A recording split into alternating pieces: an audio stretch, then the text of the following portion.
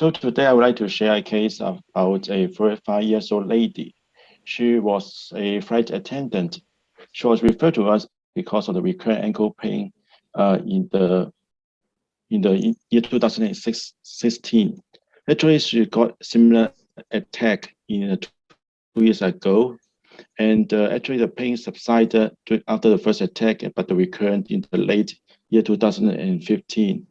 And the pain even exacerbated by another ankle sprain in early 2016. And the pain progressive increase in severity. And it is associated with ankle swelling and also increase in the temperature around the ankle. There was rest pain.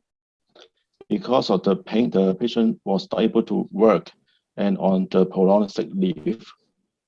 And she was seen by a private rheumatologist. And she was given sulfasalazine with some improvement, but actually the pain control is not quite good. Clinically, there was no other joint pain. So we dig into the old history, and this is X-ray provided by the patient. Actually, she had X-ray, blood test, MRI was done in the private sector at that moment. And finally, the private doctor performed ankle arthroscopy with some debridement done, and she was told to have some ankle arthritis, but do not know the exact nature. Because the pain greatly improved after the operation, and she was able to resume her duty. She did not have any follow-up within these 2 weeks of time, these 2 years of time. But actually, when we see the X-ray, there was already some erosion around the syndesmosis at that time. So visual examination, and we can see that there was diffuse swelling around the right ankle. The temperatures was increased, and so that diffuse tenderness at the joint line and also syndesmosis. The ankle joint range of movements was diminished, but at that time, the subtalar joint movement also still stable. So this is the X-ray taken in year 2016. You can see that the progressive erosion around the syndesmosis affecting more on the fibular side. And we can see that at that time, the joint space was narrowed. So private MRI was performed again. This is the coronal view. This is the sagittal view. And this is the axial view. And the report that to have the erosion at the syndesmosis and also got the ankle joint effusions. There was a normal soft tissue at around the distal tibiofibular articulation with erosion, and there's a progression compared to MRI done 2 years ago. So we did some blood tests. Essentially, besides elevated ESR, other blood tests were normal. So we have did another ankle arthroscopy with debridement was performed. Intraoperatively, and he found that there is extensive synovitis around the syndesmosis and also the ankle joint. So finally, the pathology report came back to be granulomatous inflammation. Initially, a solution stain, the PCR test, and also an AFP smear were negative. But later on, the culture of synovium come back to be mycobacterium tuberculosis complex positive. So she actually suffered from the TB ankles, and she was treated with the anti-TB treatment in our chest clinic for a year. It's a chest X-ray at that time, so there's no evidence of pulmonary TB.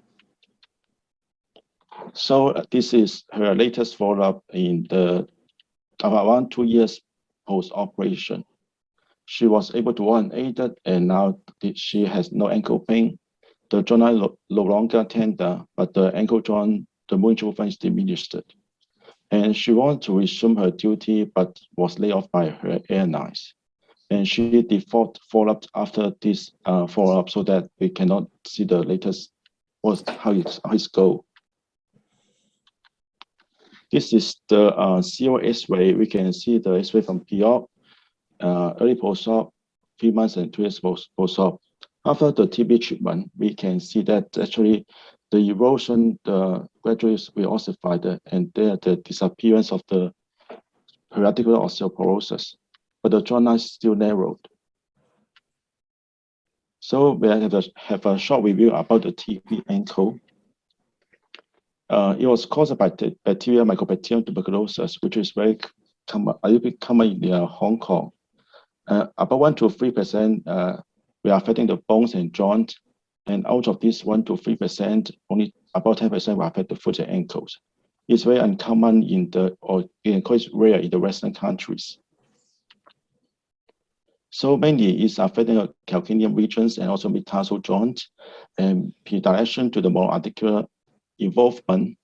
Sometimes may have the discharging sinus or ankylosis, which are the late features. Those features cannot be seen nowadays in Hong Kong, mainly in the old time.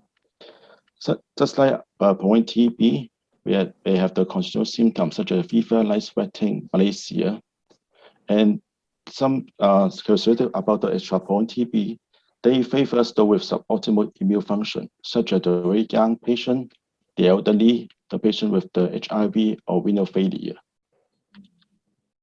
So concern about the pathogenesis is mainly affecting the bone and subphyrium at the beginning. So it forms a granulation tissue from a pannus in the periphery of the articular surface, and then the pannus invade into the subchondral bone, and then causing detachment of arterial cartilage. So the staging was proposed, fourth staging was proposed by the Martini and Aldrich. The start from the early stage with the little bone erosion and only localized osteoporosis, and then progressive to the marked erosions, and then loss of joint space, and finally, we may involve more than one joint, and we may also have the concomitant pyogenic arthritis. Concerning about the investigation, the plain X-ray Fimister tried, which including the justatica osteoporosis, periarticular osseous erosion, and the gradually reduction of joint space. It is a very slow disease. The X-ray appearance take about 2 to 5 months to appear. And in the early stage, the joint space was preserved because there's no proteolytic enzyme by the tuberculosis, in contrary to the pyogenic one. So chest X-ray should be taken to excluding concomitant TB, pulmonary TB. CT scan mainly for the bony anatomy and any cortical break or collapse of the articular surface. MRI is a soft tissue and look for the soft tissue swelling and collections, but they are low diagnostic values. Biochemical tests and metallurgical tests may provide supportive evidence. Inflammation marker may be elevated, ALP may be increased for bony activities. Some newer tests such as interferon was released, but they cannot differentiate active disease or latent infection. So the gold standard remaining about the bacteriology, about serology stain and the culture, but unfortunately the sensitivity is not so good. Some reporting only 20 to 40% with a positive culture. And PCR is a more common, newly tested with a better sensitivity and also give an earlier diagnosis. So histology also give us some clues whether it is a TB or not. It is positive in 80% of cases. Characteristic of the histology including cystic granuloma, lymphocyte giant cell with cessations. So treatment-wise, the standard treatment is for the TB medication with the multiple combination of drugs and for the extrapoint TB, it takes a longer period of time to compete for the whole treatment. So treatment-wise, it can be used for diagnosis such as biopsy and for salivectomy, debridement, sinus tract excisions may also help to preserve the joint. And for the case for late presentation with the joint destruction or even deformities, we may consider joint recession or apoptosis for the late stage. These are the reviews of the surgical treatment for the TB ankles, but I think the most important one is the limited inside the west circle, that limited need for the surgical intervention.